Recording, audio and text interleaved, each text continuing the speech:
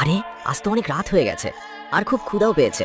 আজ তো বাড়ি গিয়ে খেয়ে সোজা ঘুমিয়ে পড়বো। আরে ফুলি, তাড়াতাড়ি খেতে দাও, আমার খুব ক্ষুধা পেয়েছে। আরে ঘরে তো একটা পয়সাও নেই, আমি তোমার জন্য খাবার কোথা থেকে রান্না করব? যদি রান্না না করো তাহলে তুমি কি খাবে ফুলি? আমি তো আমার বাবুর সঙ্গে বাইরে থেকে খেয়ে এসেছি। আমি তো নিষেধ করেছিলাম সেই ডেডপুলের সঙ্গে দেখা করতে, তাও কেন গেলে তার কাছে? থাক বাদ দাও, আমি পানি খেয়ে ঘুমিয়ে পড়ি। ঠিক আছে, তুমি ঘুমাও, আমি আমার বাবুর সঙ্গে পার্টি করতে যাচ্ছি। এত রাতে পার্টি করতে যাবে? লোকেরা কি বলবে? আমি তোমাকে এত রাতে যেতে দেবো না, আমি থাকতে তুমি সেই ডেডপুলের সঙ্গে যেতে পারো না। আরে বাবু তাড়াতাড়ি এসো, আমাদের দেরি হয়ে যাচ্ছে।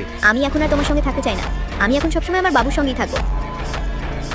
ওরে ধনী বাবার সন্তান, তোকে বলছি তোর বাড়ি ফিরে যা, ফুলি তোমার সঙ্গে যাচ্ছে না। এই গরিব, তোকে এসব বলার সাহস হলো কি করে? বডিগার্ড, একে একটু মজা দেখাও। ঠিক আছে মালিক।